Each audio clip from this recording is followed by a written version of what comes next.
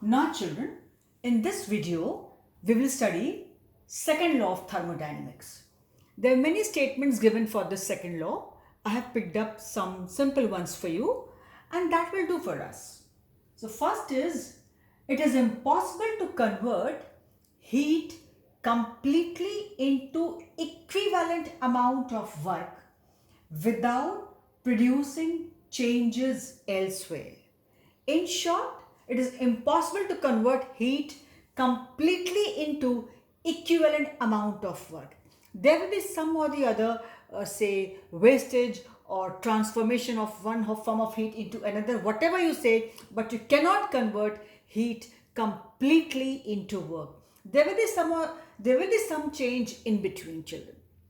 Whichever form it gets converted into is a different thing, but it is impossible because we do not have any system having 100% efficiency. So it is impossible to convert heat completely into equivalent amount of work without producing changes elsewhere. This even you will be taught in physics also. There's no machinery which has got 100% efficiency. No matter how much fuel you put in, you calculate its calorific value or whatever, but you cannot have the exactly same amount of work. The output cannot be exactly same. There is always some lapse in between. So it is impossible to convert heat completely into equivalent amount of work without producing changes elsewhere. There will be some or the other change, there will be some lapse in between. What lapse means? It gets converted from one form to the other. But you cannot convert heat completely into work. That is one statement. Second, this is also very fundamental established fact which everybody knows. Of course, I think you know basic from your lower class or say from physics or basic knowledge of science also. Heat cannot flow by itself from a colder body to a hotter body. It always goes from a hotter body to colder body. But we have never heard of that heat transfers from colder body to a hotter body by itself. It's never there. So heat cannot flow by itself from a colder body to a hotter body. From a colder to a hotter body, it is like this. Also very established fact everybody knows. So this is one other statement for second law of thermodynamics, a very fundamental established fact. We all know the first one as well as second one, both. First one was impossible to convert heat completely into work. There will be some lapses, there will be some or the other form changes in between. Right? Now, there are some more terms which we'll be using in second law of thermodynamics, children. So first is spontaneous process. We'll be studying this process will be spontaneous, this will not be spontaneous. So what is this ultimately? Spontaneous process. A spontaneous process, a process which proceeds of its own accord under given set of conditions without any outside assistance. Means the reaction, the process which occurs on its own under given set of conditions, whatever temperature, pressure is there, without any outside assistance. Nobody goes to initiate that reaction. Nobody goes to initiate that process. It occurs on its own under a given set of conditions. So a process which proceeds, occurs, takes place of its own accord, according to its own, what should you say, will, wish, whatever you say, a process which proceeds according to its own accord, according to its own will and wish, under given set of conditions, without any outside assistance. No change in temperature, pressure, or you go to initiate heat, produce heat given, heat supplied, nothing. On its own. It's called spontaneous process, which happens on its own. It is natural. You did not start, I did not start, took place on its own.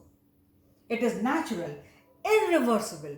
If it has to take place, it will take place. It will not be reversible. If it is reversible, that means reaction has not taken place. So this is purely natural, irreversible. It takes place, it's finished, it's over. will not be reverted back, will not be reversible. It is purely irreversible. Reaction took place, finish, and occurs in one direction only.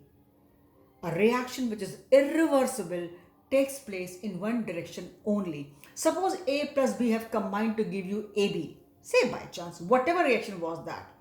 So if it is formed once AB, that particular reaction will not be reverting back, will not be reversible, that AB now breaks up into A and B. No. If AB is formed, if any reaction has taken place, it has taken place, it's totally irreversible and takes place only in one direction. They are very much natural, irreversible, and occur only in one direction. Okay? And occurs in one direction only. Example, waterfall from height. Water always falls from height. You have never seen water falling from downwards till upwards. Natural. If you want to take water level higher, I mean, suppose you are staying at first floor and you want water, then you have the motors, tullu pump, right? Those motors, they only lift water up, but it was not happening on its own. Water always falls from higher to the lower level. Waterfall from height, always from higher level to lower level. Melting of ice. You don't go to melt ice, I don't go. If it finds conditions where ice can melt, then you cannot stop the process, it will melt. It will melt on its own if it finds suitable conditions. It will melt. And if it is not finding, it will not. So, melting of ice. You don't go to do, I don't go to do. Under given set of conditions, if it is suitable for ice to melt, it will melt. Right? Then osmosis. Suppose you have two solutions. You know what is osmosis? And in between you put two solutions of different concentrations. And in between you put a semi-permeable membrane. What is osmosis? You have studied in bio also. So, the solvent flows from a solution of low concentration to higher concentration. Osmosis, that also cannot be stopped. Suppose you had a resin. Resin has some moisture, but it's dry. If you put it into water, then what happens? Water from outside surrounding, where it is soaked in water, enters into resin and it swells up, right? So this is osmosis. You could not check that. If at all you had to check, then the solution outside should have been of further higher concentration. Then only reverse osmosis can take place. So osmosis, it has to happen. Suppose you had a lime or say lemon. It has got dried up, right? You put it into water, it again swells up because it absorbs moisture, water. So osmosis is a natural process. You were not doing as osmosis.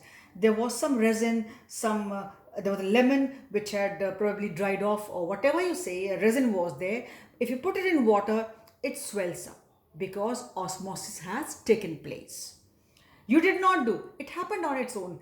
And if you wanted to stop, it will not. Under those conditions. If you change conditions, then a different process can take place. Maybe then you cannot stop that also. So, osmosis. Then diffusion of gases.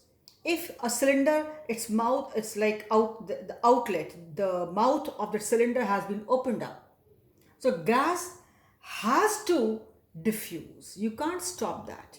If a cylinder was containing some gas over there, and there's a leakage, there's a small hole in the cylinder, or there's some leakage at the mouth of the cylinder, there's something loose, so gas has to diffuse. You cannot stop that. You cannot hold the gas over there. It has to diffuse out if there's any scope, under given set of conditions. Again, I'm saying under given set of conditions, because gases also flow from higher pressure to lower pressure. Suppose by chance artificially you create a pressure higher outside than inside the cylinder, which is little difficult to even visualize, but then if it is so, then it may not happen. But under normal conditions, if the gas cylinder kept, and its mouth is open, the outlet is there, and that mouth is open, so what will happen? The gas will diffuse. All these processes are spontaneous processes. It will only stop diffusion when the outlet is not it's so tightly closed, that mouth is tightly closed. So there are some processes, a process which proceeds on its own. If there was a minute hole in the balloon filled with gases, so gas has to diffuse out. You cannot stop that. You cannot. And that's a natural process. So a process which proceeds of its own accord under given set of conditions. Conditions, they play a very important role. Given set of conditions. It's a must. Without any outside assistance, you are not going to do, I'm not going to do, nobody's going to do those reactions, carry out those reactions, initiate those reactions. No, they took place on its own. All such reactions are called spontaneous processes. They take place suddenly and they have to take place on its own. They all are natural. They all are irreversible. Gas will diffuse out, will go on diffusing out, will go on diffusing out. You cannot stop that. Unless and until the pressure inside the cylinder and outside becomes same, the gas will go on diffusing outside. Right? Then they are irreversible and occur in one direction only. They are not reversible reactions. So they occur only in one, like gas will go on diffusing. If there was a resin kept in water, it swells up, it does not shrink. And you could not stop that, it had to. So under given set of those conditions, it had swelled up. Suppose the resin already had swollen up and now the solution outside which is there is very much concentrated and you put the same resin there. Then what will happen? The water from that resin inside, due to which it had swelled up, will come out and not will squeeze. So all these processes, it's also osmosis. It's also osmosis. Now we are calling it reverse osmosis, but ultimately it is osmosis. So osmosis is also, you were not doing, I was not doing, it took place on its own. So it's also a natural process, a spontaneous process. Water always falls from height. Melting of ice. On hills, if the conditions are suitable for ice to melt, it has to melt. When conditions are not suitable for ice melting, then it doesn't. But if the condition is sufficient enough to allow ice to melt, then nobody can stop that. Ice will melt. Unless and until you make the reverse conditions or adverse conditions. Diffusion of gases. So all these are spontaneous processes. So I hope you understood the two statements of second law of thermodynamics as well as what is spontaneous process. So for this we stop here. Thank you, and maybe I think it is enough for today.